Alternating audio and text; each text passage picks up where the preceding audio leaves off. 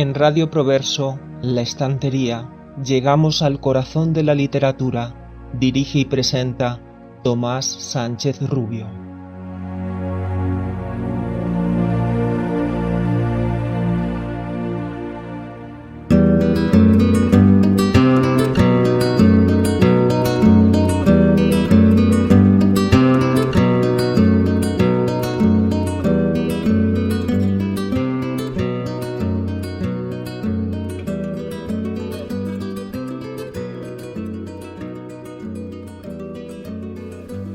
En Alcalá de Guadaira hay cafés, iglesias, tiendas de flores, como en una aldea grande americana, aunque con más personalidad por la herencia árabe.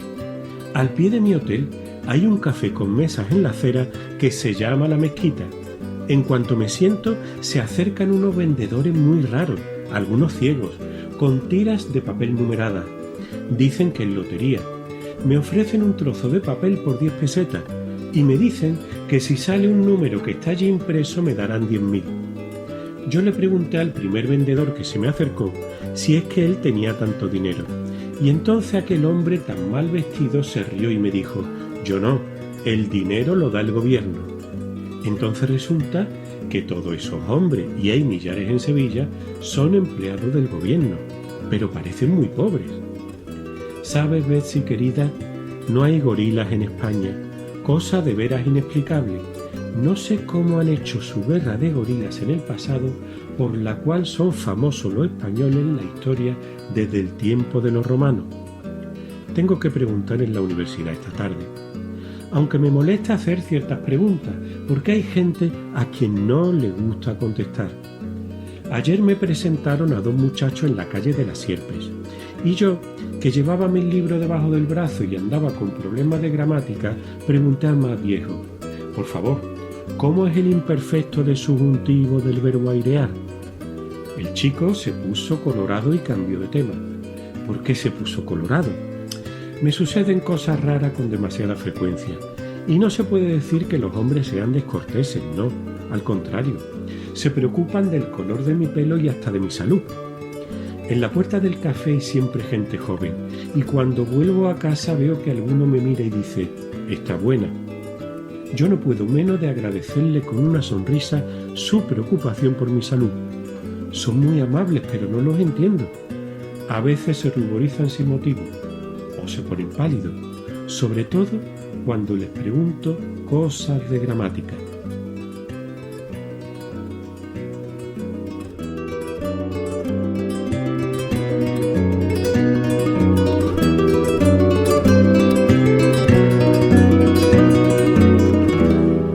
Efectivamente, como muchos de vosotros, amigas y amigos, habréis adivinado, las originales líneas no exentas de ironía que acabo de leer pertenecen a las primeras páginas de la novela epistolar La tesis de Nancy, concretamente a la primera carta, que tiene como subtítulo Nancy descubre Sevilla. El libro, publicado originalmente en 1962 por la editorial mexicana Atenea, es obra del escritor oscense Ramón J. Sender. En esta obra, Sender se presenta como traductor de las cartas que Nancy le envía periódicamente a su prima Betsy, que reside en Pensilvania, y en las que le cuenta las anécdotas más divertidas o curiosas de su estancia en Sevilla y provincia. Y es que la obra recoge las supuestas misivas de una estudiante americana de lengua románica que viene a España para realizar su tesis doctoral sobre la cultura y las costumbres españolas. Como se nos dice en el interesante blog literario Ratas de Biblioteca, desde su exilio tras la Guerra Civil en Estados Unidos, Sender decide escribir una novela sobre un estudiante de ese país que descubre la realidad española de los años 50 con sus expectativas, sus decepciones y sus sorpresas. Hay crítica, evidentemente, pero también hay añoranza. Sender no volvería a su país de visita hasta 1974, y al reírse de los equívocos de Nancy, se notan por un lado su resignación ante un país movilista y atrasado que podría ser mejor, pero que también resulta pasional, divertido e irónico, contrastando con la ingenuidad simplista de la pobre Nancy. Como nos dice Ricardo Crespo, la tesis de Nancy entronca con la literatura de viajes del siglo XVIII, y con este modelo epistolar lo que nace como una pequeña narración se amplía y se publica en un momento de contracultura de la sociedad americana y de americanización de España. La obra sería bien acogida como un entretenimiento ligero y satírico sobre las costumbres españolas, resultando pues una comedia costumbrista sobre malentendidos culturales, destacando por su humor derivado del choque entre mentalidades, recreándose en la perplejidad de la protagonista al no captar el sentido figurado de alguna de las frases hechas. Algunos críticos, no obstante, la consideran como una obra menor por su falta de estructura y profundidad, enfocándose más en la risa fácil y la caricatura del folclore español de la época, redundando en una serie de tópicos sobre el paisanaje andaluz, sin suponer una pieza central en la obra de un autor tan importante como Sender. Buenas tardes, amigas y amigos. Soy Tomás Sánchez Rubio. Es miércoles y estamos en un nuevo programa de la estantería en Radio Proverso, la radio que es cultura, concretamente el número 98. Espero sinceramente que el espacio de hoy sea de vuestro interés. Muchas gracias por estar ahí. Y es que el próximo martes 3 de febrero se cumplirán justamente 125 años del nacimiento en Chalamera, localidad ubicada en la comarca del Bajo Cinca de Huesca, de Ramón José Sender Garcés. El escritor fallecería en San Diego, California, un 16 de enero del año 1982. Ramón J. Sender comenzó a interesarse por la literatura en su adolescencia, llegando a escribir artículos y cuentos para periódicos como El Imparcial, España Nueva o La Tribuna. No llegó a finalizar sus estudios de Filosofía y Letras en Madrid al decidir instruirse por su cuenta en las bibliotecas madrileñas, además de interesarse por temas políticos, realizando actividades, digamos, revolucionarias con grupos anarquistas de la clase obrera antes de que su familia decidiera su regreso a Huesca. Con 21 años ingresó en el ejército, donde fue a la Guerra de Marruecos, a cuyo regreso ingresaría a su vez en el diario El Sol como redactor y corrector. En esa época publicaría Imán, en 1930, sobre la citada guerra, su primera novela que sería traducida a diversos idiomas mientras continuaba con su militancia política y social, colaborando con la Libertad y Solidaridad Obrera, una faceta que le llevaría a la cárcel Modelo durante un tiempo. Así, sus primeras obras reflejan su testimonio social y un propósito de denuncia. Tal es el caso de O.P. Orden Público, Siete Domingos Rojos o Mr. Witt en el Cantón. Durante la Guerra Civil escribió Sierra de Guadarrama y el documental Contraataque. Se exiliaría en México hasta recalar en Estados Unidos, donde residió desde 1942 hasta su muerte, impartiendo clases en Albuquerque y Los Ángeles, además de publicar en revistas como Cuaderno de París. En su exilio americano continuó su copiosa producción con novelas alegóricas que se mueven entre lo satírico y lo filosófico, como El lugar del hombre, La esfera o Nocturno de los 14. También cultivó la novela histórica con Bizancio o La aventura equinoccial de Lope de Aguirre, aunque su producción narrativa más importante provendría de su memoria histórica. Así tenemos Requiem por un campesino español de 1960, la serie de 9 libros Crónica del Alba, publicada entre el 42 y el 66, en las que el joven Pepe Garcés es un trasunto biográfico del autor. La tesis de Nancy en la vida de Ignacio Morel o La mirada inmóvil, escrita en sus últimos años, poseen quizá menos vigor y contundencia que las novelas anteriores. Amigas y amigos, es todo un privilegio para mí presentaros al primer invitado de hoy en la estantería. Y es que para las personas que desde distintos ámbitos y dentro de sus posibilidades pretendemos mantener vivo el valioso legado filológico, filosófico o histórico de la cultura grecolatina, José Luis Trullo Herrera es todo un referente. Y es que José Luis Trullo, investigador dotado de una admirable capacidad de trabajo, ha dedicado y sigue dedicando su vida y su esfuerzo a la defensa insobornable del humanismo clásico y al estudio riguroso de la herencia de los autores clásicos que son base indiscutible de nuestra civilización occidental. José Luis Trullo, nacido en Barcelona, pero afincado desde hace años en Sevilla, es, aparte de licenciado en Filología Hispánica, prolífico escritor y editor. En su ubérrima faceta de aforista pueden leerse algunos de sus textos en publicaciones como El Aforista, Speculum, Uroboro o Microfilias, así como en Estación Poesía o en la prestigiosa revista literaria Zenda. Del mismo modo ha sido incluido en las antologías Aforistas españoles vivos, Aforismos contantes y sonantes, Verdad y media, El cántaro va a la fuente, Espigas en la era, etc. Además, es presidente y cofundador de Apeadero de Aforistas, al frente del cual organizó hace unos años la Semana del Aforismo en Sevilla.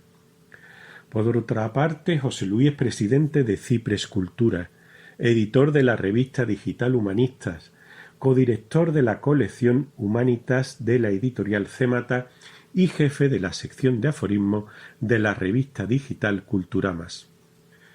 Por otro lado, como en otras ocasiones, este pasado otoño ha organizado el encuentro semanal con los clásicos en la Biblioteca Pública Infanta Elena de Sevilla, así como el tercer Congreso Nacional de Humanistas, titulado Dualidades del Humanismo, celebrado en octubre junto con las Facultades de Filología y Filosofía de la Universidad de Sevilla.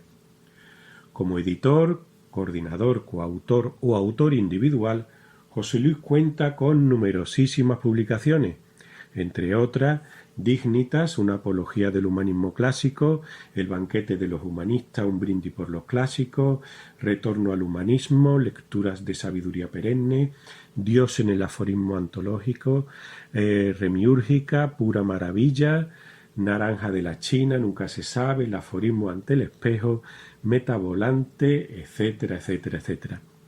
Particularmente os recomiendo, aparte de leer su obra, por supuesto, que consultéis la página web de su revista Numen, plataforma de defensa rehumanista, así como la reseña de sus dos libros Dignitas, editado por Cémata, y Retorno al humanismo, editado por Cipres, firmada por Ecléctico en la revista Culturamas de septiembre de 2024.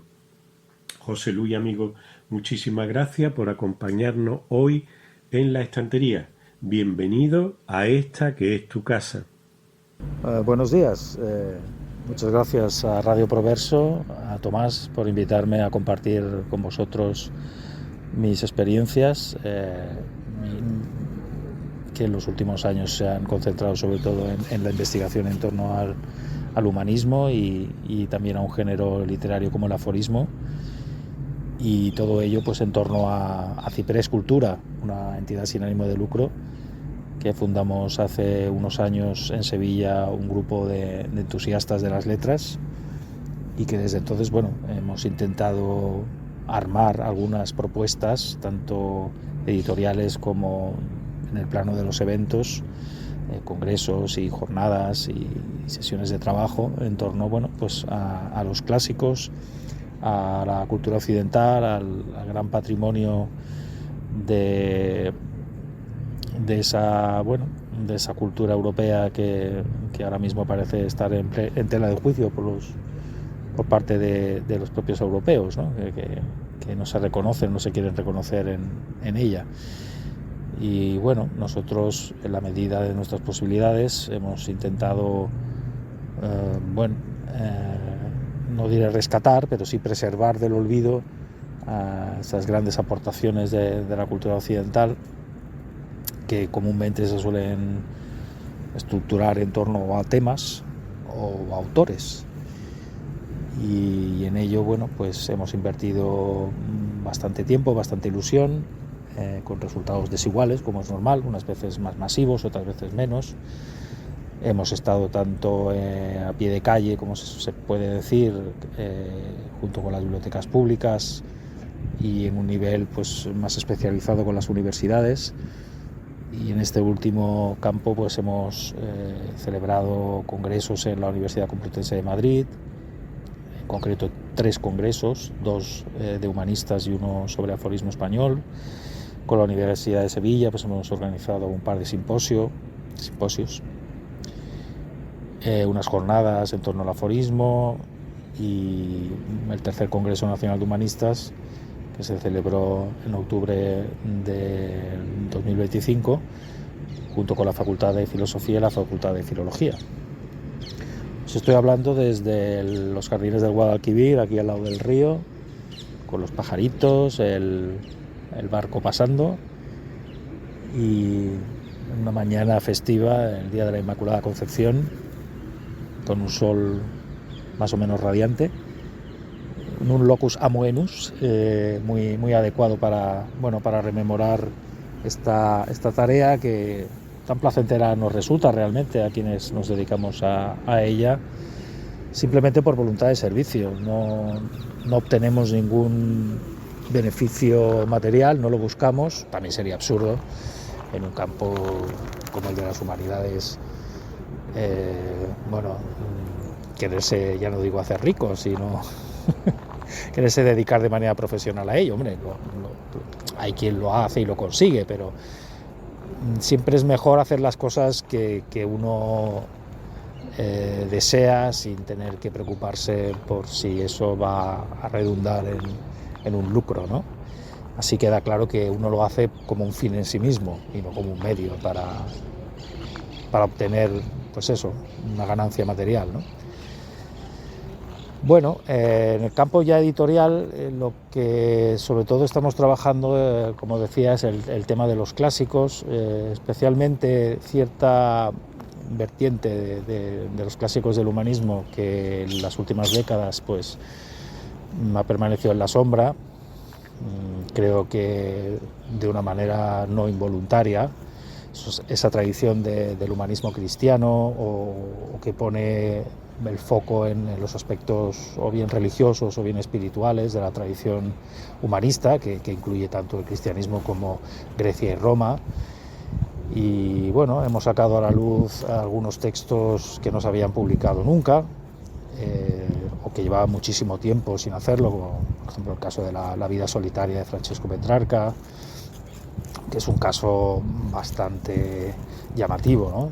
Porque es una obra que fue muy importante en su momento y que permanecía comercialmente viva merced a una traducción muy antigua del siglo XV de tal Bachiller Peña, que luego pues nuestro traductor Jesús Cota pues ha descubierto que era parcial y además incluía interpolaciones del propio traductor, etcétera.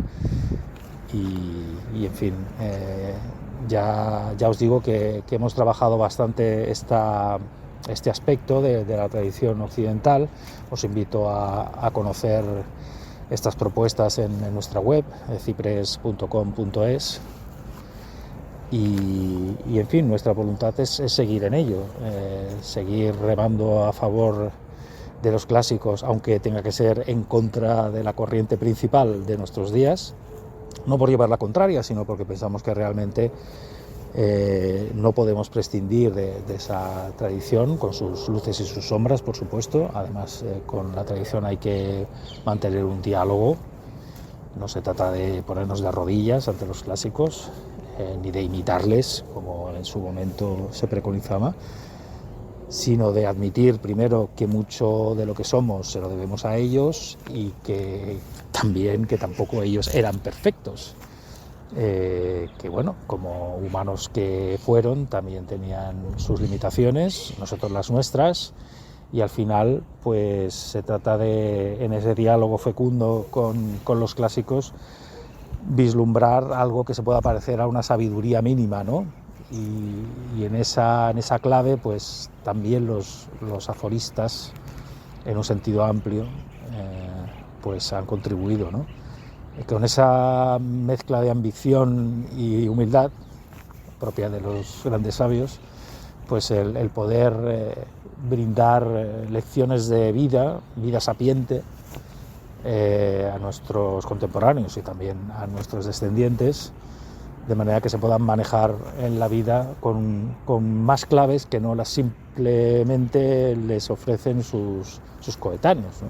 Desde luego nosotros tenemos que vivir con ellos y convivir y amarnos los unos a los otros, pero de una manera también, no sé si crítica es la palabra, no me gusta mucho porque se utiliza y se abusa de ella, pero sí con la clara conciencia de que no todo empieza y acaba en el aquí y ahora, ¿no? Que es una divisa que se oye muy a menudo, ¿no? O sea, el aquí y ahora, apura el instante, carpe diem, fluye, etcétera, etcétera. Bueno, realmente si uno se deja fluir acabará como una hoja seca, ¿no?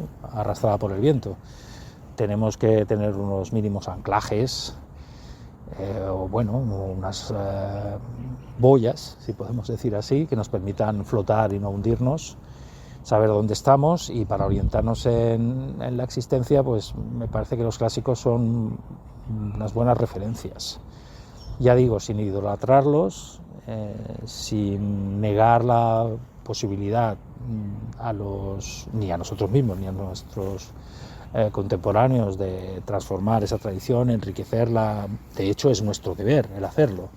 No nos podemos quedar de brazos cruzados pasivamente. De hecho, es muy estimulante el poder encontrar en escritores y en pensadores del siglo V antes de Cristo, del siglo I después de Cristo, pues nuestras propias obsesiones, nuestras propias carencias, nuestros propios consuelos, ¿no? Porque eso al final apunta a una naturaleza humana, si podemos decir así, que es un concepto que también está en la picota, como no, en nuestros días, por parte de los contractualistas, que consideran que, bueno, lo humano es lo que decidamos en cada momento, ¿no? Que sea humano. Bueno, los grandes clásicos y los humanistas creemos que eso no es así, que hay una base común, estable, permanente, y además que no solo se agota en nuestro marco occidental, sino que lo compartimos con otras culturas, con el género humano, ¿no? Y que tenemos que incidir en ello, en los aspectos comunes, en lo que compartimos y no en lo que nos diferencia. Otra lacra, entiendo yo, de nuestra época es esa obsesión con las diferencias, ¿no? De todo tipo, ¿no? Geográficas, lingüísticas, ideológicas, de sexo, de género, de todo lo que se quiera, ¿no? Claro, eso cada vez va fragmentando más lo humano, lo va atomizando, y al final los individuos se quedan solos con sus diferencias irreductibles, y yo no en absoluto estoy poniendo en entredicho el valor de lo individual, al revés. Creo que la cultura occidental es precisamente la que mayor énfasis pone en la persona, el concepto de persona, entendida siempre en una clave cósmica, vamos a decir, universal, y no como una mónada. Y yo creo que muchos de los males que detectamos en nuestra época, pues bueno, en fin, a la vista están: la violencia, enfermedades mentales, malestar, en fin, son debidas a ese olvido de la inserción del individuo en algo, en un todo, que lógicamente va más allá del propio pueblo, de la propia nación, sino que apunta, pues, a un concepto más general, más profundo, que ahora quizá no es el momento de profundizar en ello, pero que vale la pena sopesarlo, ¿no? Esto los estoicos es un concepto que lo desarrollaron mucho, la importancia de tener claro que la parte, si lo es en cuanto se inserta en un todo, y ese todo que no tiene nada que ver con ningún tipo de totalitarismo político, sino más bien que apela a ese concepto de la ecumene, ¿no?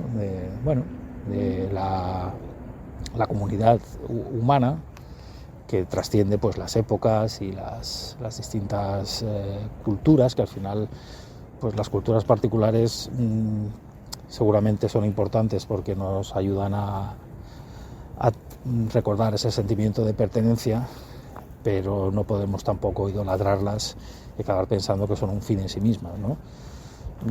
Una cultura no tiene por qué pervivir simplemente porque sea ancestral, es decir, el esclavismo cesó porque no era admisible desde unos parámetros éticos mínimos, pues el canibalismo, los sacrificios humanos, etcétera, etcétera, pues por ser, o por la ablación de clítoris, por ser culturas o formar parte de prácticas culturales no significa que sean buenas, ¿no?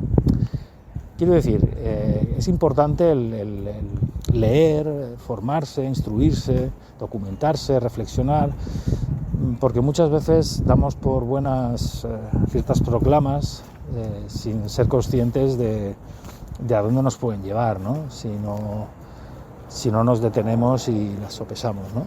Entonces, bueno, ahí es donde estamos trabajando en este camino que hemos querido llamar la tercera vía, que quiere rehuir tanto una perspectiva demasiado quizás divulgativa en el peor sentido de la palabra, rebajando el nivel de los propios contenidos, pero tampoco queremos caer en la especialización académica, ¿no?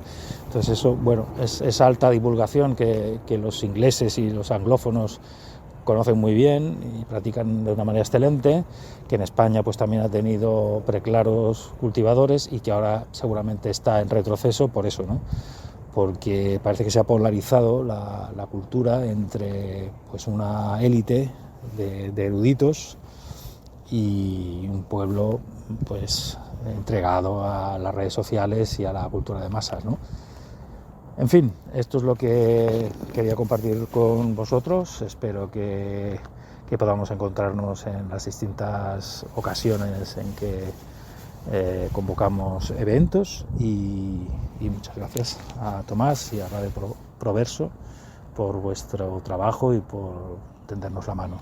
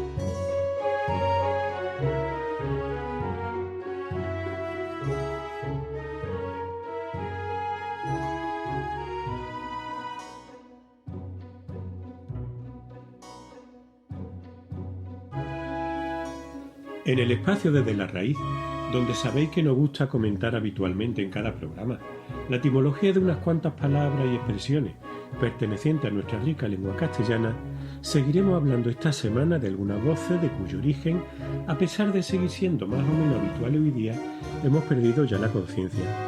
Este miércoles hablaremos de una serie de términos relacionados entre sí, todos ellos por formar parte del campo de la medicina.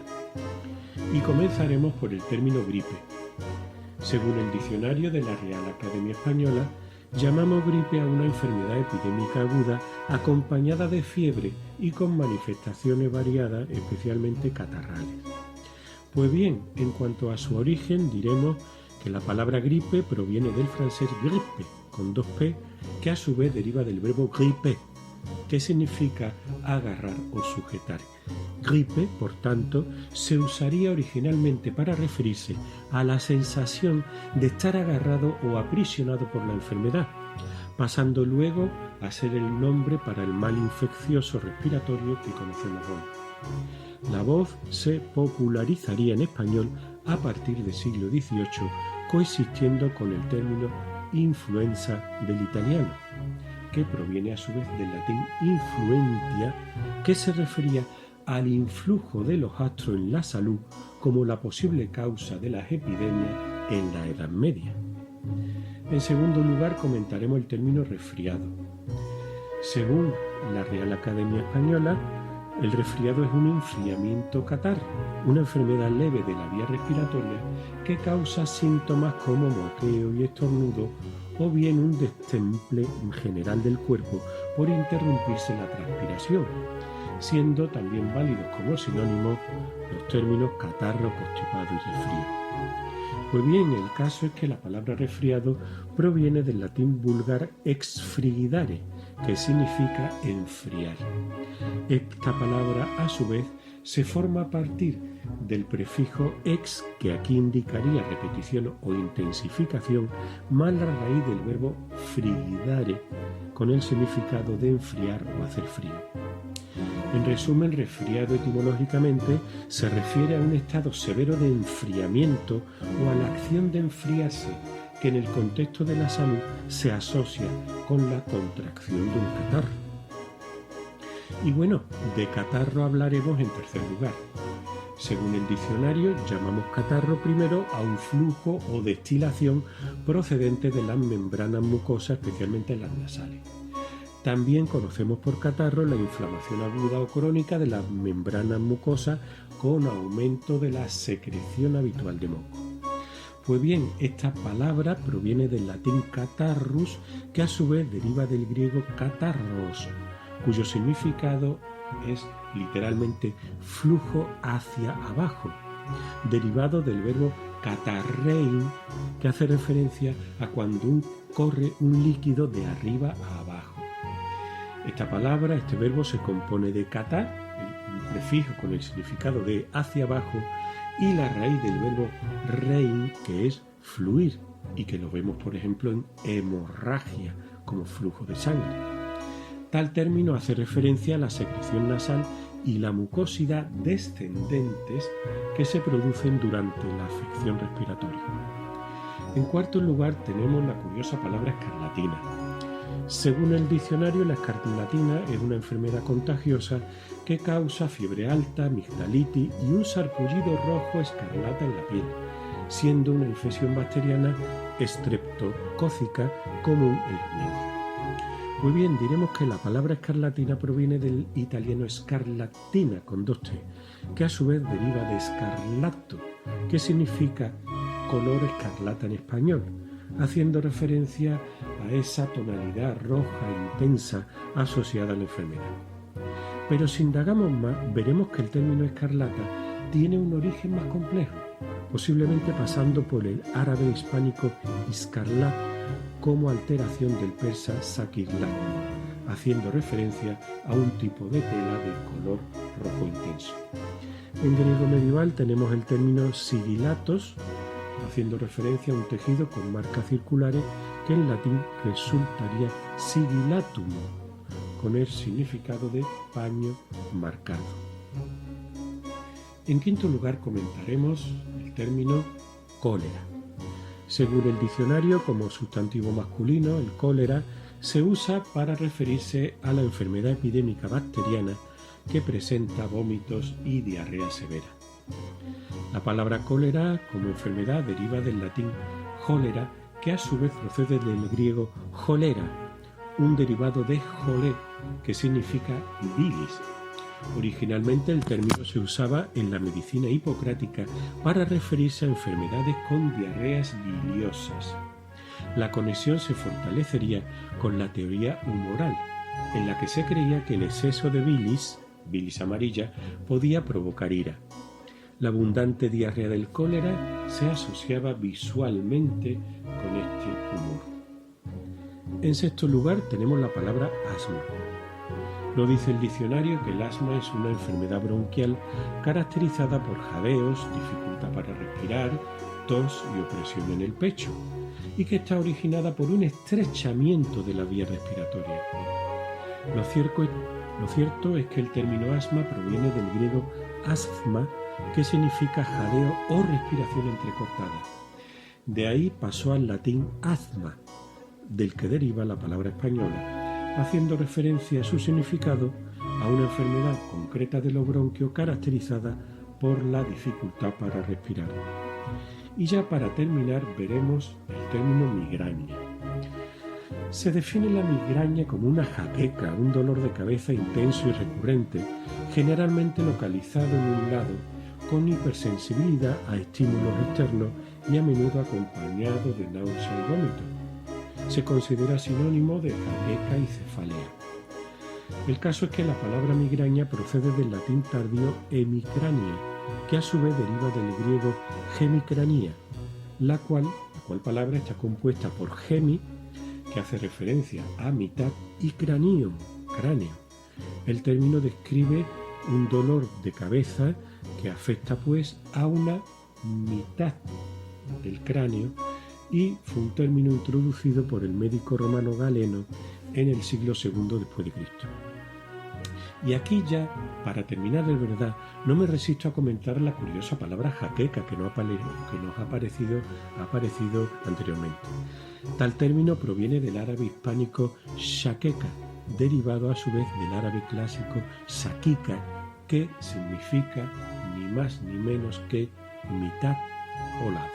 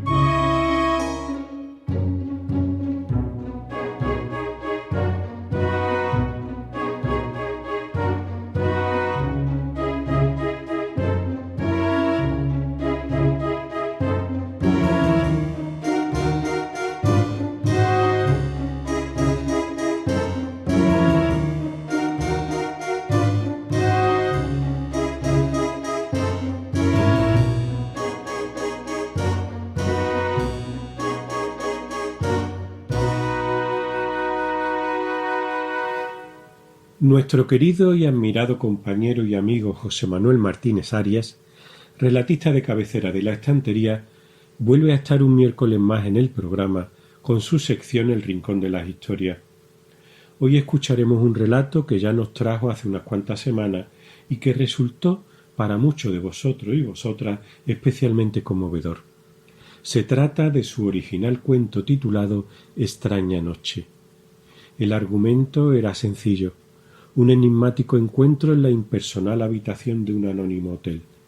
No obstante, una vez más, aquí se hace patente la capacidad del autor para describir de manera magistral personas, ambientes y situaciones, de retratar recuerdos y sentimientos dormidos. Disfrutad, degustad, amigas y amigos, esta extraña e inolvidable noche. Extraña noche.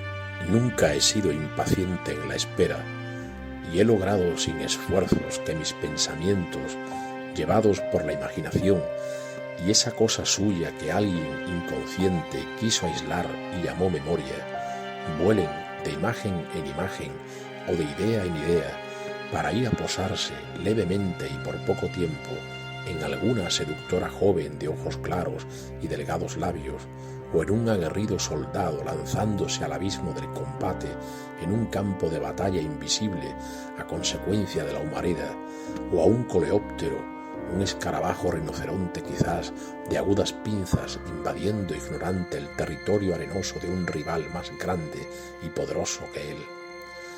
Pero esta noche, tarde aún, puesto que el sol deja pasar sus últimos rayos a través de las finas cortinas, atenuando la luz del interior de la habitación del hotel, un extraño nerviosismo recorre mi cuerpo y mi espalda, mis piernas, como si mi cuerpo comprendiese mejor que mi conciencia lo que estaba por venir o ya estaba llegando sin que yo me percatase, aunque cuando he querido sentarme en el único sillón de la habitación he podido presentir la llamada en la puerta al menos 3 segundos antes de que sucediera. O tal vez esté equivocado y hayan sido 3 los toques claros y precisos de nudillos en la cara exterior de la lámina de madera lacada. No he podido escuchar los pasos aproximándose, porque el suelo enmoquetado amortigua todo tipo de ruido, sumergiendo a los huéspedes de este hotel céntrico en una burbuja de silencio acolchada, de calor casi sofocante y de un olor que impone la huida atolondrada por los pasillos, aunque sin llegar las náuseas. Mi repentina quietud cuando voy a apoyar mi mano en el brazo forrado del sillón me anuncia con precisa claridad mi estado de alerta, así como me hace saber que mi intuición sigue estando firme y apta para cualquier aventura como la que supongo me espera esta noche. Más tranquilo después de oír los 3 golpes de nudillos enderezo mi cuerpo, me recoloco la chaqueta, me aliso con la palma de la mano el cabello y cruzo la habitación para abrir la puerta con decisión y con prisas disimuladas. Un perfume conocido me asalta. Aun antes de abrirle la puerta a la mujer, he tenido tiempo de imaginármela flaca y alta entre mis brazos, estrechándola fuertemente contra mi pecho y hundiendo mis manos y mis dedos entre sus nalgas por encima de su falda. Esto es lo más cerca que he imaginado poder estar de una mujer. Realmente nunca he podido encontrarme más allá de mis propios deseos. Tampoco esto tiene alguna importancia, dado que yo no la he elegido a ella, no la conocía de nada, como ella tampoco me ha elegido a mí. Una corta y rápida llamada de teléfono ha servido para concertar la cita. No es de amor de lo que yo carezco. En cuanto a ella, no sé nada, creía en ese momento, y qué más me daba. Cuando giro el pomo y abro la puerta, algo se estremece en mi interior, como el retorno a un lugar desgraciado y conocido tiempo atrás, y me golpea como si verdaderamente un puño hubiera sido estampado en mi rostro y mi cabeza, y me hubiese abatido dejándome al borde de la inconsciencia. En principio no he creído en la certeza de lo que parecía, después lo he llegado a dudar, y me lo he negado sin dejar de observarla, mas finalmente decido que no es ella quien yo estoy creyendo, que a veces la realidad escoge caminos extraños y sus azares parecen dirigidos maliciosamente por mentes enfermas. Delante de mí se encuentra una limpia, clara y generosa frente. Sus ojos no parecen reconocerme, tampoco me miran como si escondieran algo, son claros y directos. Su mirada firme ni oculta ni muestra nada. Simplemente la mujer mira, recorre la habitación que parece no reconocer. Quiero apartar la mirada de su rostro, pero no puedo hacerlo porque una poderosa fuerza magnética me obliga a no separarme de él, como si quisiese desvelar el secreto oculto que esconde. Su peinado es distinto que el que yo recuerdo, más alto y delicado, con el cabello proyectándose hacia los lados y hacia atrás, pero sin atreverse a caer del todo, basculando levemente. Los pliegues de sus ojos se extienden hasta sus sienes, sus pupilas brillan en la noche que se acerca, tal si comprendieran por primera vez el mundo en que han decidido habitar. Sus labios son delgados, como si hubiesen sido pintados por una mano maestra, conduciendo con extremo cuidado un pincel de microscópicas cerdas. Estos labios serios y austeros son el símbolo preciso del engaño prometido durante la corta llamada de teléfono, pienso. no prometen lo que verdaderamente están dispuestos a dar. Su falda, no demasiado corta, me permite reconocer unas pantorrillas finas e intuir un esqueleto delgado y ligero, pero no por ello débil. Sus tobillos son más infantiles que la edad que proyectan sus ojos. Sus rodillas son de niña, pienso, sus hombros delicados como lazos de pan recién cocido. Su nariz es un perfecto triángulo equilátero, si no fuera por una leve curva en el puente, marcando junto a su amplia frente una fuerte y decidida personalidad varonil. Sus orejas, delicadas y quebradizas, como alas de mariposa, ocultan el nacimiento de una mandíbula que avanza y se redondea suavemente en un mentón delicado y fino, como la punta de la lanza que definitivamente acaba de clavarse en mi corazón. Sobre todo cuando miro su perfil, y sobre todo también cuando observo la curva casi abrupta que se forma desde su mentón hasta el borde de su delgado labio inferior.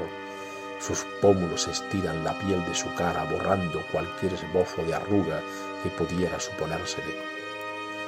Esta noche habrá de transcurrir en esta habitación de hotel, separados de la oscuridad por una leve y tenue cortina, observando en los cristales el reflejo de ella desnuda sobre la cama y haciendo el amor hasta el agotamiento, con la sensación o la conciencia de no ser del todo infiel a mi esposa ausente. Por la mañana, líneas amarillas formadas por el sol de otoño invadirán la cama deshecha en la que ella solo habría dejado el olor de su perfume y la confusión de un sueño que seré incapaz de recordar.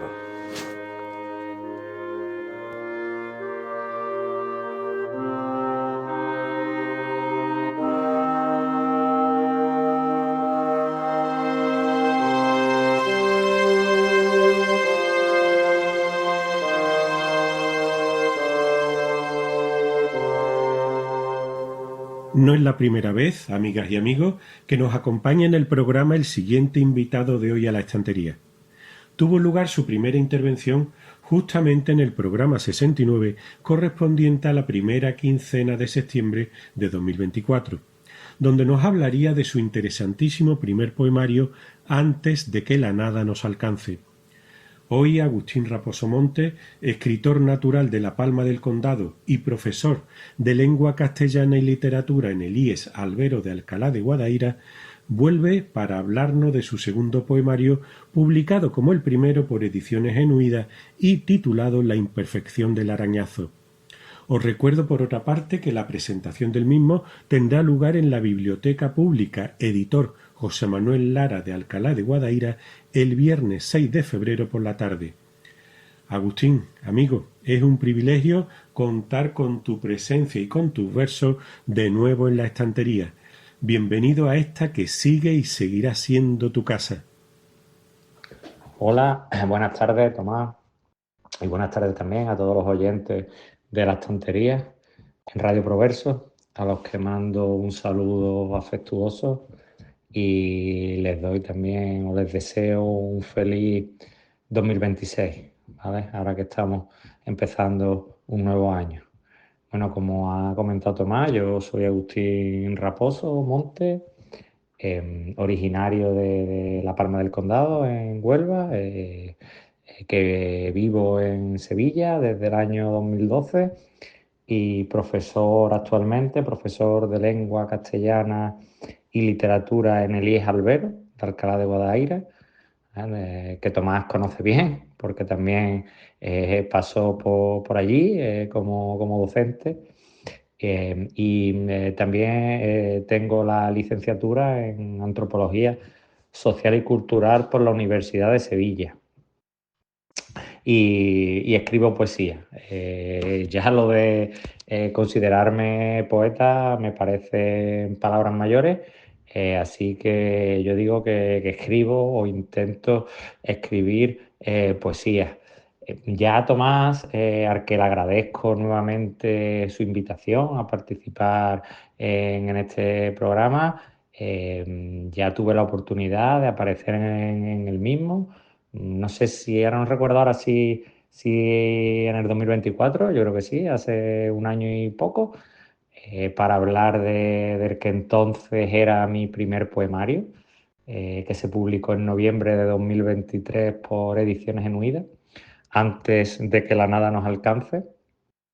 Y ahora pues me ha invitado porque en este mes de enero ha salido mi segundo poemario, que también publica Ediciones Genuidas. Se lo agradezco a Martín, y que se llama La imperfección del arañazo, ¿vale? Y cuya primera presentación tendrá lugar en la Biblioteca Pública, editor José Manuel Lara, de Alcalá de Guadaira, el viernes 6 de febrero a partir de las 7. ¿Vale? La presentación que correrá a cargo del profesor recientemente jubilado Juan Antonio Muñoz Andrade, y a la que todos los oyentes que tengan a bien pues están invitados a asistir. Luego, más adelante, no sé si en ese mismo mes de febrero o ya en marzo, seguramente en la Carbonería, ya en Sevilla, pues tenga lugar una segunda presentación del poemario, ¿vale? Bueno, ¿de qué va o cuáles son las motivaciones que me han llevado a escribir este segundo poemario? Ya yo comenté y expliqué en la estantería, en la primera intervención que tuve, que mi primer poemario, antes de que la nada nos alcance, surgió un poco de una crisis vital.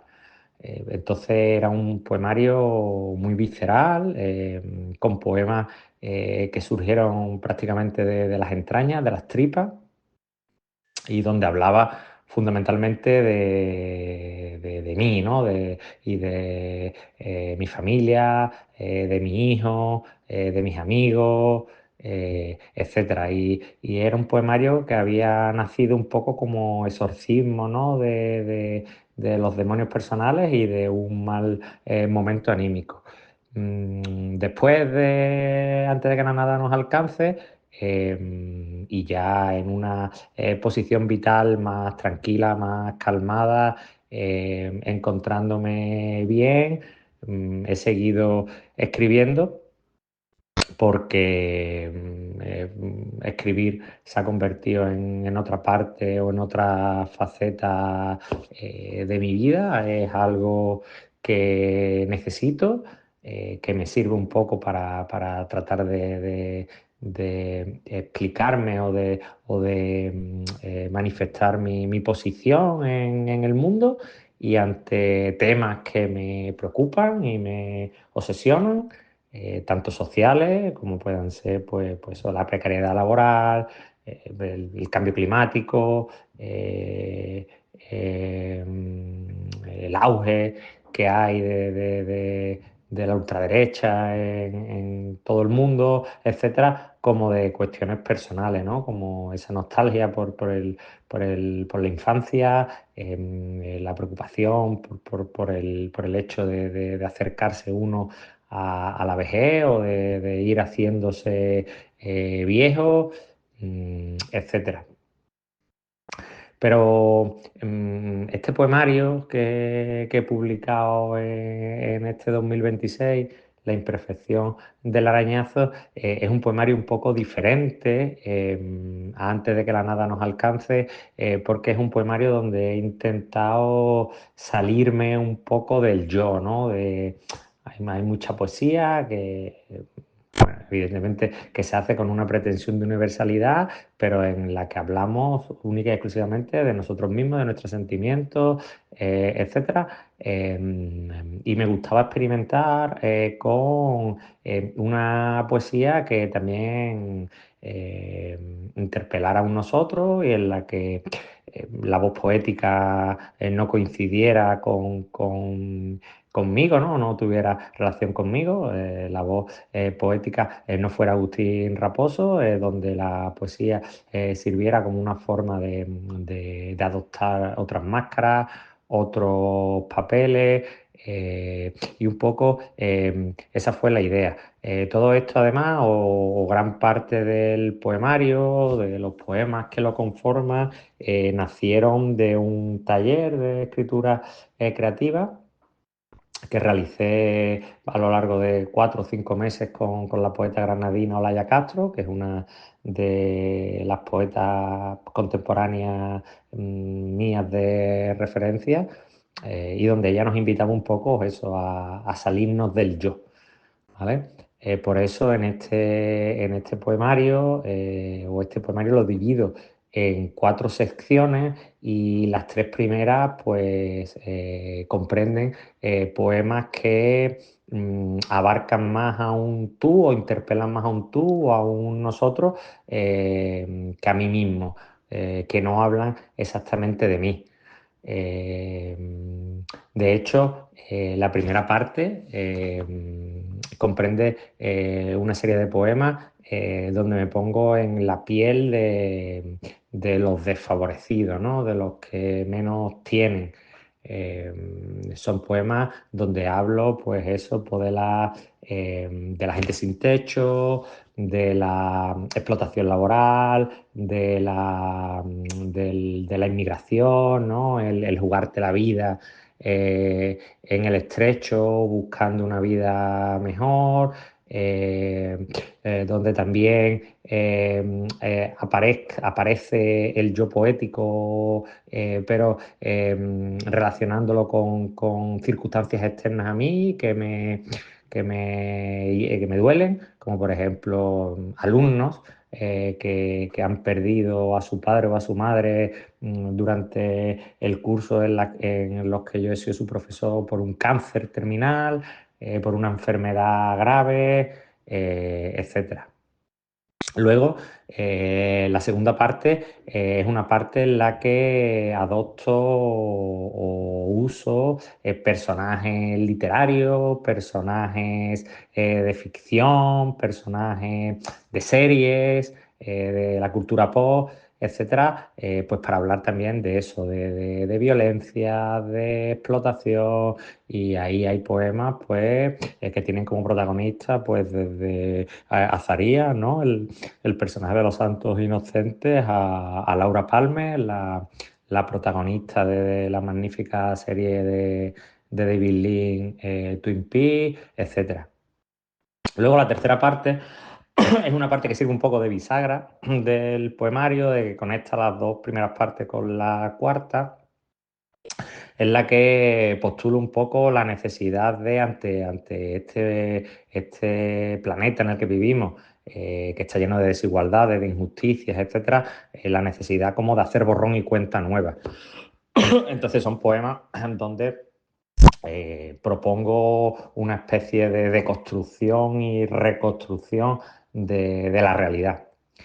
Y así paso a la última parte, la cuarta parte del poemario, que sí está ya más conectada o que está conectada quizás con mi primer poemario, donde son los poemas de corte más intimista, que vuelve a aparecer el yo, o se vuelven a centrar en el yo, y donde propongo un poco que ante este mundo con tanta violencia y tanta injusticia y tanta desigualdad en el que vivimos, los asideros que tenemos en nuestro día a día, como puede ser pues la amistad, la paternidad, el amor, etcétera.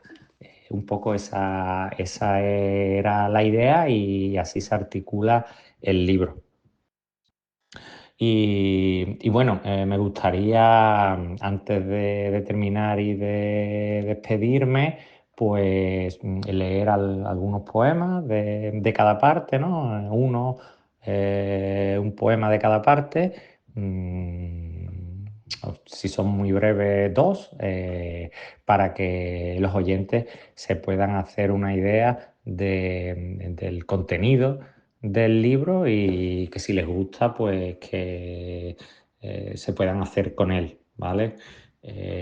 Por ejemplo, de la parte primera, que se titula Este fuego prendido con espinas, o ningún dolor me es ajeno, dediqué un poema a la inmigración, a las muertes en el mar, a raíz de una noticia que publicó en El País, ¿vale? De hecho, una de las frases de la noticia la cojo un poco como verso inicial del poema, que dice: a pocos metros bajo tierra, solo huesos sin nombre, y es un poema que se titula Nuadhibou, ¿vale? Que es una ciudad africana donde llegan muchos inmigrantes huyendo de la guerra y huyendo de la miseria en sus países, y allí en esa ciudad, en Nuadhibou, esperan sí, están esperando a que se le presente la oportunidad de poder embarcar en un cayuco y llegar a Europa. Y el poema dice así: en Nuadhibou, la espera. Llegamos atraídos por un nombre que sonaba aguacero, a crepitar de ramas, al canto del guairabo. Huíamos del fuego. Pero la ciudad no era la semilla, sino el fruto podrido. Sabía a tierra y a ceniza. Enfrente, como una promesa, el mar. El resto, polvo. Una noche, la ola, el cayuco, el naufragio. Luego, el viento y el óxido trabajando sobre la carne en este túmulo de arena. Jamás alcanzamos Europa. No llegamos a salir de este desierto.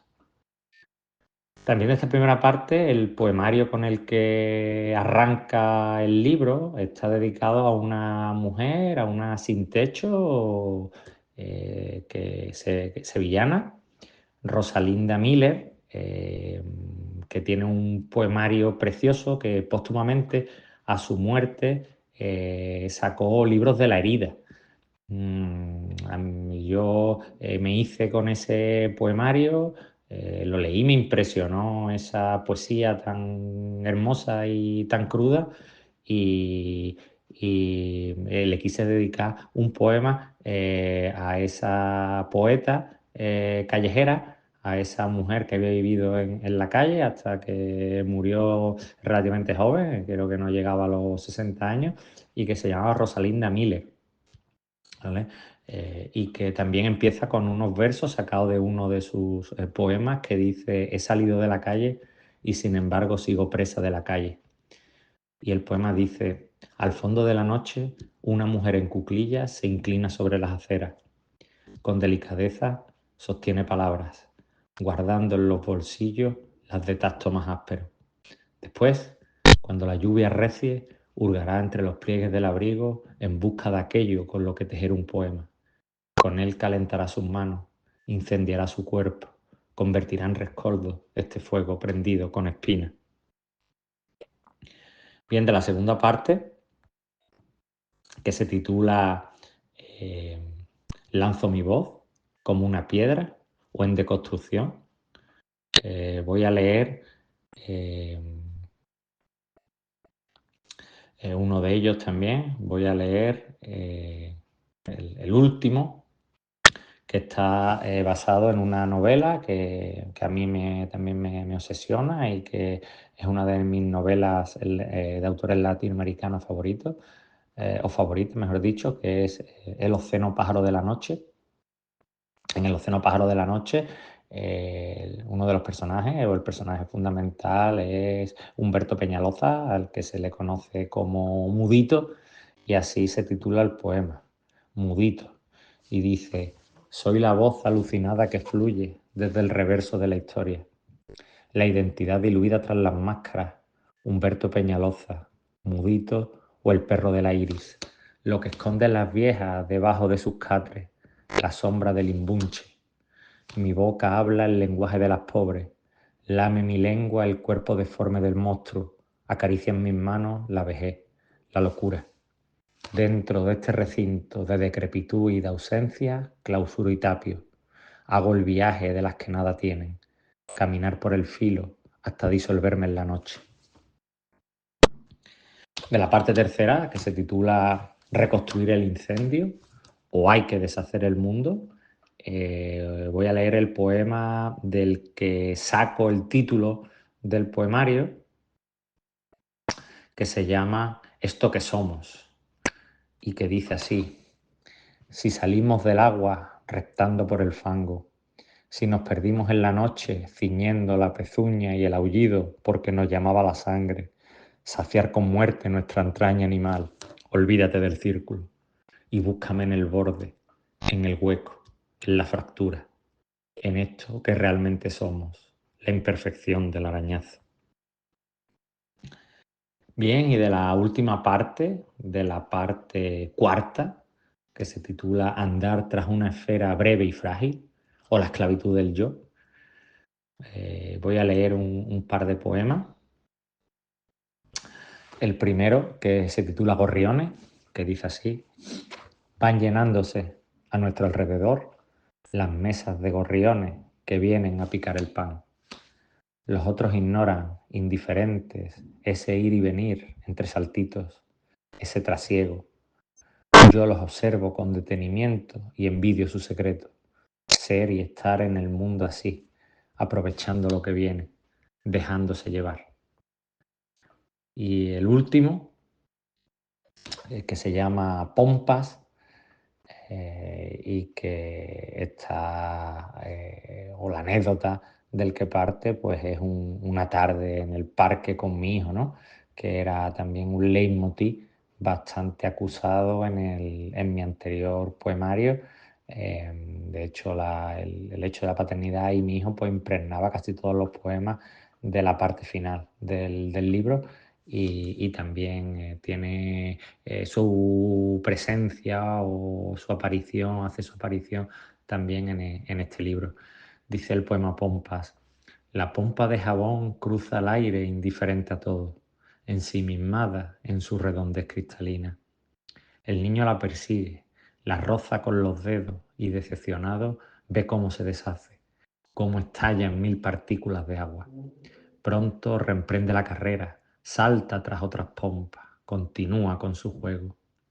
Ojalá tarde tiempo en comprender que la vida también es eso, andar tras una esfera breve y frágil que acariciamos con la yema.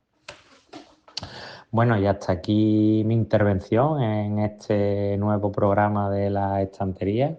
Quiero agradecer de nuevo a Tomás su amistad, su cariño, su facilidad de trato y su disponibilidad siempre para dar voz a tantos autores que somos autores pequeñitos, con pocos lectores, y que intentamos hacernos un huequecito en este complejo mundo de la literatura y sobre todo de la poesía.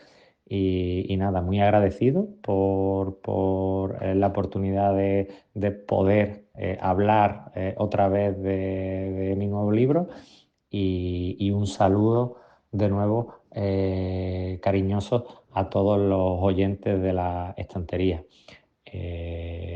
Hasta luego y de nuevo feliz 2026. Amigas y amigos, la escritora, poeta y narradora natural de Santa Cruz de Tenerife, donde reside, Loreto Perera García, vuelve a acompañarnos un miércoles más con su sección Un tiempo para leer, donde nos habla de sus lecturas preferidas. Hoy, como siempre, Loreto nos deleitará con su original y reflexivo comentario, mucho más que simple reseña, del libro titulado Cuentos, publicado por la interesante editorial Página de Espuma y obra del autor y crítico literario barcelonés Carlos Castán Andolz. Disfrutad de este tiempo para leer de la mano de nuestra admirada Loreto Perera. Hola a todos y bienvenidos un día más a la sección Un tiempo para leer en el programa La Estantería de Radio Proverso. Hoy les traemos a un cuentista excepcional, sí, han escuchado bien, un cuentista, Carlos Castán, y a su libro de cuentos con la editorial Páginas de Espuma. Acercarme hoy a estos cuentos es como cuando en el rastro encontramos por azar uno de esos álbumes de cromos que coleccionábamos de niños.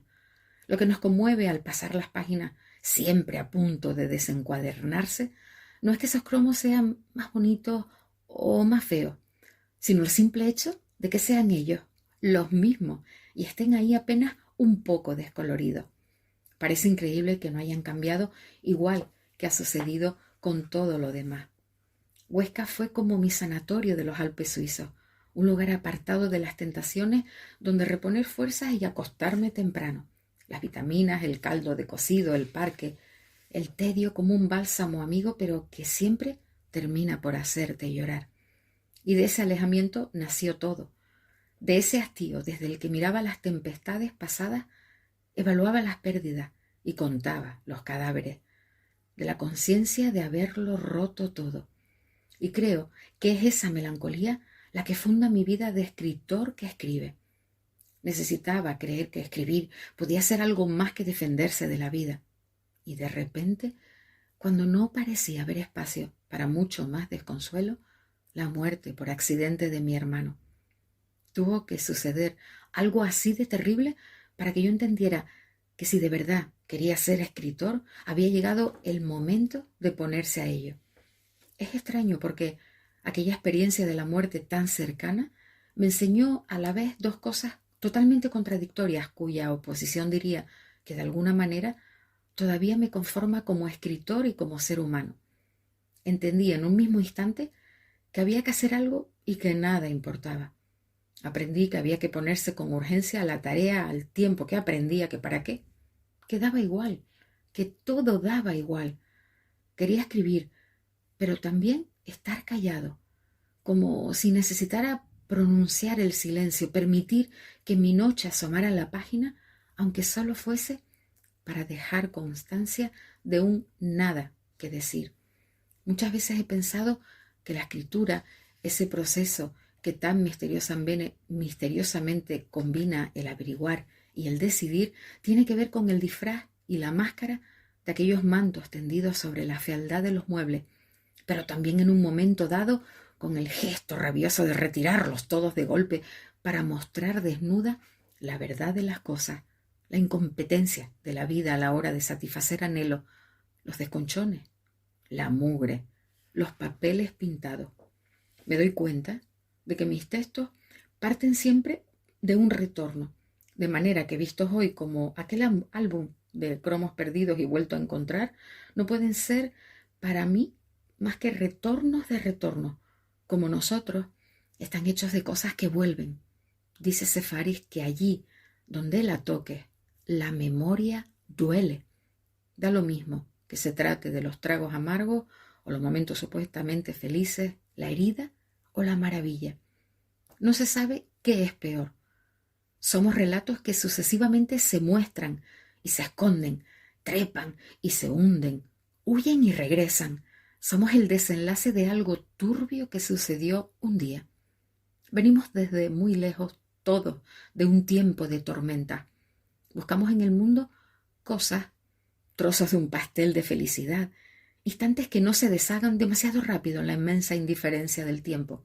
Jardines, bares, trenes abandonados, noches de amor, la lluvia donostiarra, libros de cuentos, besos de bocas como flores carnívoras, letreros de neón, una higuera que huele a todos los veranos de la infancia, imágenes que se demoren en evaporarse, que se queden un buen rato flotando en la oscuridad.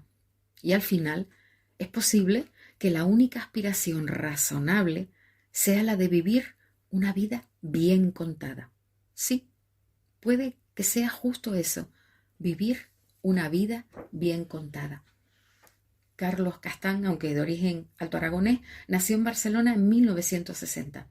Es licenciado en Filosofía por la Universidad Autónoma de Madrid, ciudad en la que ha transcurrido buena parte de su vida y donde actualmente trabaja como profesor de filosofía en la enseñanza pública. Es autor de los libros de relato Fríos de Vivir, 1997, Museo de la Soledad, 2000 y 2007, y Solo de lo Perdido, 2008, así como del volumen de artículos Papeles Dispersos, 2009, del relato Polvo en el Neón, 2012, y de la novela La Mala Luz, 2013 y 2020. Les leo la contraportada. Hay libros cuya lectura no debería terminar nunca, para evitar cierta sensación de desamparo, como hay libros que nunca deberían dejar de estar disponibles para aquellos lectores que quieren acercarse a ellos.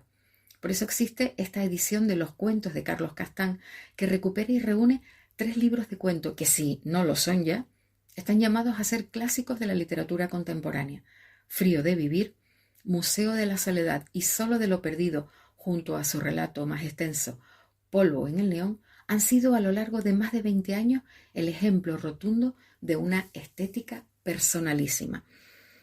Con una prosa que destila el lirismo y en la que afloran la pasión, el desgarro y el fracaso, el autor se ha convertido en un personaje insigne de la narrativa en español de las últimas décadas. Sus cuentos se han recopilado en antologías. Pese a que escribe de forma intermitente, sus obras han sido bien acogidas por la crítica y por los lectores. Con una voz muy personal, refleja las heridas de la existencia y un compromiso real y auténtico al género del cuento. En su momento, la editorial Páginas de Espuma rescata su narrativa breve y la reúne en este libro, y la acompaña de un prólogo titulado De un tiempo de tormentas, que hemos leído al inicio, donde el autor repasa su evolución como narrador. La literatura de Castán ahonda en la vulnerabilidad que nos define y reflexiona sobre nuestra propia condición y la realidad que nos rodea. El conjunto de todos estos libros confirman que él habla de la desolación, de lo que se fumó con el tiempo, pero también de esas quimeras que nos protegen ante la realidad incierta. Aunque el libro no es autobiográfico, podemos encontrar datos de su propia vida y además de la influencia de autores que marcaron su trayectoria literaria, como Heráclito, Julio Cortázar, Luis Cernuda, Octavio Paz o Benjamín Prado, entre otros. Castán no escribe historias para entretener. Sobre la trama priman los estados anímicos y la conciencia. Su escritura refleja y deja bien patentes los dilemas de los personajes y las sensaciones emocionales que los dominan. Él mismo confiesa: yo no quiero saber quién es el asesino, no. Yo no quiero saber si arderá la astronave. Prefiero sentir el miedo de los personajes abandonados en medio de la vida, su culpa y su deseo, su mirada sobre el mundo. Todo este interés se refleja en ese uso frecuente que hace del narrador en primera persona y de un monólogo interior. Sus relatos hablan de la reflexión sobre 2 etapas importantes en la vida: la infancia y la adolescencia, también del desengaño, de la experiencia amorosa, de la realidad y del deseo, y también de la sensación de pérdida que aparece de forma muy recurrente. Sus personajes son seres dañados, antihéroes nostálgicos, ahogados en una tristeza sin nombre, en esa búsqueda de algo que al final no logran alcanzar. Según el propio Castán, mientras unos creen tener una pobre vida de figura sombría, anclada para siempre en un andén de invierno, otros aseguran acarrear de toda una vida de vagar sin esperanza. Carlos Castán demuestra un dominio absoluto en el arte de la palabra, con un cuidado del lenguaje y a la vez del lirismo, porque en sus páginas se presentan recursos poéticos que van desde las comparaciones a las metáforas.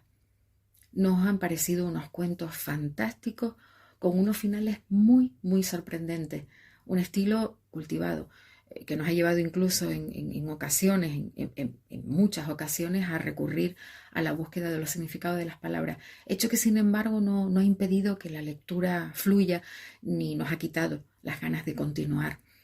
Al final ha conseguido cautivarnos y es un libro que indudablemente marca.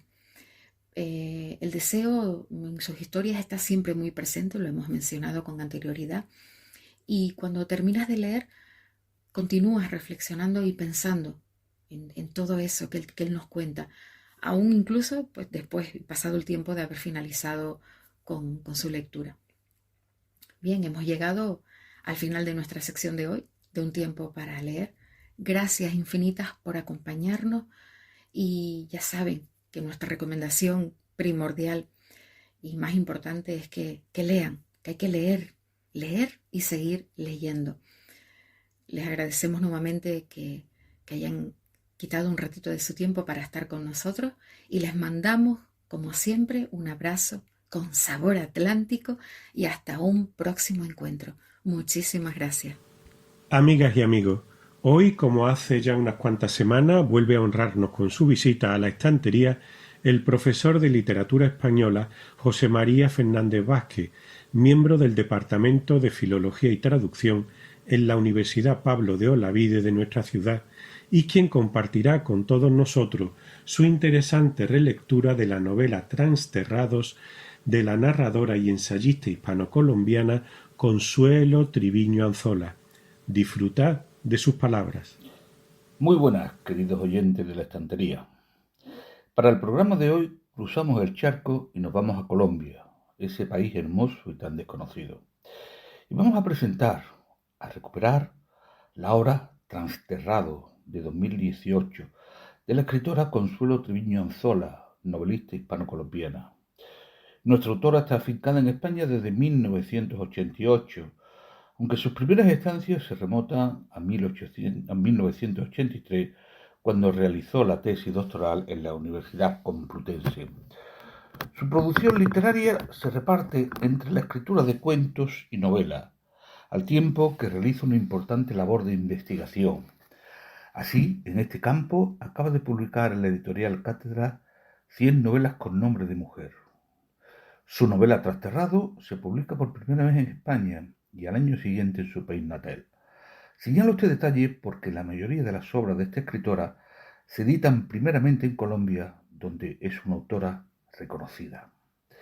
De hecho, su novela Prohibido salir a la calle, Bogotá, 1998, está considerada por la revista Semana entre una de las 25 mejores colombianas de los últimos 25 años del siglo XX. Tal vez podríamos considerar que no es un mérito tan destacable, pero es que la lista la abría El amor en los tiempos del cólera de García Márquez. El éxito de la novela Prohibido salir a la calle se comprueba en el número de reimpresiones. La historia gira en torno al personaje de Clara, protagonista central de la obra, quien describe su infancia y adolescencia en el Bogotá de los años 60. La narradora rescata y materializa el recuerdo de una niñez, al tiempo feliz y al tiempo dolorosa, donde el reconocimiento del mundo se consigue a través de los múltiples personajes que van configurando la novela. La trama de Transterrado puede parecer sencilla en un primer acercamiento. Un periodista, Luis Jorge Peña, huye de su país, Colombia, presionado por las amenazas que se ciernen sobre él, y se exilia sin demasiada fortuna en Madrid. Deja atrás familia y amistades para cobijarse en la soledad y el anonimato del desterrado. Una madrugada se encuentra ante el cadáver de su nueva pareja, Patricia Valdivia. Es incapaz de recordar lo ocurrido y su defensa no consigue esclarecer unos hechos que lo inculpan de manera cierta. Constanza Esteves, amiga del supuesto criminal, se introduce en los círculos habituales de la víctima en busca de respuestas coherentes. Desconcertada, se enfrenta a hombres y mujeres que perciben la verdad como una amenaza, que intentan cambiar sus vidas ocultando los desgarros del pasado, reinventándose. Así, los testimonios de los distintos personajes nos llevan a un universo complejo, en los límites de la delincuencia, el empleo precario y sumergido, las bandas violentas y callejeras, la trata de blancas y el narcotráfico que salpica a los más vulnerables. La novela se entra en una historia homicida, pero sirve para dibujar la vida, no siempre fácil, de los latinoamericanos en Madrid, con sus sueños, penas e inquietudes. Podríamos leer la novela como una historia de género policial de un personaje, Constanza Esteves, hace labores de detective aficionado para averiguar quién ha cometido un crimen. En cualquier caso, el descubrimiento del asesino no se convierte en elemento esencial de la trama.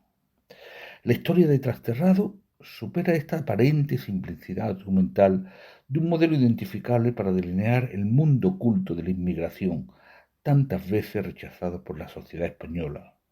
Consuelo Triviño construye una secuencia narrativa, no necesariamente sucesiva, para escribir un relato que el lector debe hilvanar acerca de la vida de un grupo de hispanoamericanos en Madrid. una realidad ignorada en muchísimas ocasiones, pero que no es ajena a la autora. Trasterrado no es una historia de migrante, o al menos no es solo una historia de migrante. Es una narración cuyos protagonistas son migrantes, expatriados de un modo más o menos voluntario. No podemos olvidar que Consuelo Triviño fue en su día emigrante. Sin embargo, mantiene en cierta medida la condición de exiliada literaria, aunque su redención en España está más afianzada a través de los años y ha establecido en nuestro país vínculos laborales y afectivos. No deja de ser una paradoja que la propia autora reconoce. Hay momentos en los que me siento en tierra de nadie. Los de allá no quieren saber nada de las personas que no fuimos. Constanza Esteva es la narradora de la historia, la única española. Todos los demás personajes serán de origen latinoamericano. Este detalle es importante porque va a encomendar la descripción de este mundo a alguien que no lo integra, sino que va a pertenecer a la cultura de acogida. La autora configura una narradora española y construye un personaje fronteriza. Era curioso estar con las personas de distintas nacionalidades, ver cómo unos y otros señalaban las diferencias, donde yo veía semejanzas. Constanza Esteva no es exiliada, sino pertenece a la sociedad que recibe, y por tanto, su punto de vista va a estar mediatizado en cierta medida. La narradora desea describir la verdad del posible asesinato de Patricia Valdivia, y si en realidad Luis Jorge cometió el delito por el que se le acusa. Sin embargo, su interactuación no es decisiva en la trama. En su afán por comprender el homicidio, ejerce de relatora de la historia presente y pasada de esos emigrantes de Madrid. Luis Jorge, su introductor en esta realidad, es de origen colombiano como la propia Consuelo Triviño, pero también encontraremos otras nacionalidades como ecuatorianos o peruanos. Conocemos los personajes con los que Constanza Esteva se entrevista. A través de estas conversaciones iremos conociendo el mundo que rodeaba a la pareja Luis Jorge y Patricia. Estos personajes van a dialogar mientras Constanza intenta esclarecer el crimen de Patricia, pero al mismo tiempo expresan su ser más verdadero, su miedo al fracaso, sus relaciones con la patria lejana, su vivencia en España, sus silencios. Los personajes manifiestan el deseo de la vuelta a casa, donde esperan los hijos, y manifiestan la esperanza de que la dura inmigración haya servido para conseguir una mejor vida para los suyos, añorados a cada instante. Lo importante eran los otros hijos que quedaban en su tierra al cuidado de la madre. Voces, y más voces, de diferentes personajes es lo que se percibe en el libro de Consuelo Triviño. La autora pretende, tal vez, saldar sus propias cuentas al narrar de manera cruda el sentimiento de desarraigo de estos personajes, de estas personas, que no son ella, pero que sin duda conoce, o tal vez la autora también sea personaje de esta ficción. Se trata, en definitiva, de ratificar que la elección ha sido la correcta, porque como se pregunta el personaje de Mónica, ¿dónde está la ventaja de emigrar para venir a sufrir? Queridos oyentes, nos escuchamos en una nueva y próxima emisión.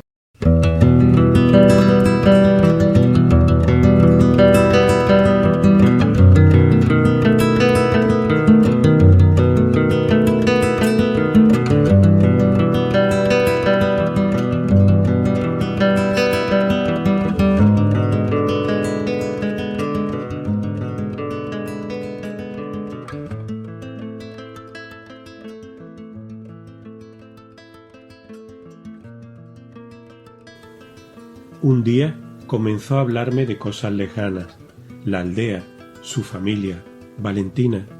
Me hablaba sobre todo de una vieja campesina que vivió en su casa hasta que murió su madre. La llamaban la tía Ignacia. La preocupación de Pepe en aquellos días era si la tía Ignacia habría muerto o no antes de comenzar la guerra.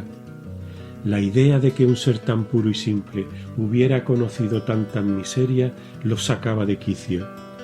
Tú no sabes, me decía, la impresión que me hizo la última vez que la vi. Yo tenía 28 años Era un hombre formado y había ido a la aldea por asunto de la hacienda. Hacía muchos años que no iba nadie de mi familia allí. Yo me hospedaba en casa de unos parientes y al enterarse la tía Ignacia vino a verme. Su marido había muerto hacía años y ella tenía una cara arrugadita como una nuez. Me abrazó y besó, y después se sentó en una silla y estuvo mirándome. Me miraba y lloraba y no decía nada. Así durante 2 horas.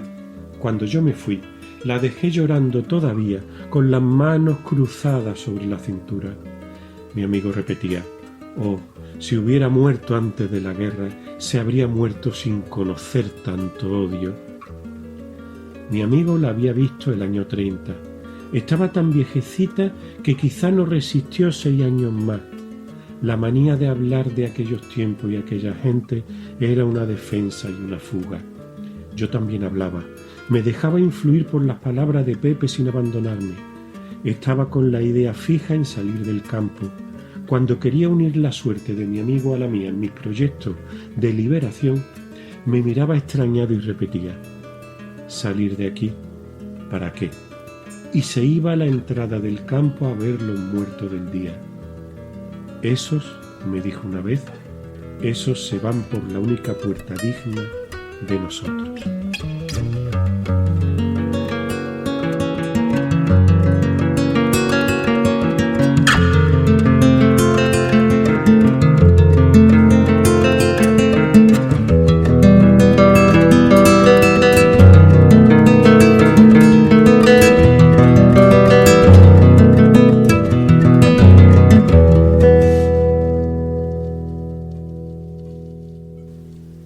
Enlazando, como solemos hacer, el final del programa con su comienzo, he querido acercarme al término de la estantería de hoy con otro texto de nuestro admirado Ramón J. Sender. Se trata concretamente de un fragmento sacado de Crónica del Alba, la primera de una serie homónima de 9 novelas del escritor, editada en México en 1942. Un tema interesante resulta el de la adaptación al cine de las novelas de Ramón J. Sender. Un ejemplo notable sería Valentina, dirigida por Antonio José Betancor en 1982 y que narra el primer amor infantil entre José, Pepe Garcés, y la angelical Valentina, interpretados respectivamente por un jovencísimo Jorge Sanz y Paloma Gómez, en medio de la Guerra Civil Española. También destacará Requiem por un campesino español, versión de 1985, dirigida por Francesc Betriu, con Antonio Ferrandi, Antonio Banderas, Fernando Fernangómez o Terele Pávez. Esta película la podéis ver de manera íntegra y gratuita en YouTube. También en esta plataforma podéis disfrutar de la edición completa y restaurada del espacio a fondo, correspondiente a la interesantísima entrevista de más de 1 hora que en julio de 1976 le hiciera al escritor oscense el gran comunicador Joaquín Soler Serrano. Bueno, pues me despido por ahora de todos vosotros, amigas y amigos de la estantería. Espero que el programa de hoy os haya resultado realmente de interés y de provecho. Pronto, muy pronto, volveremos a escucharnos. Gracias por continuar ahí.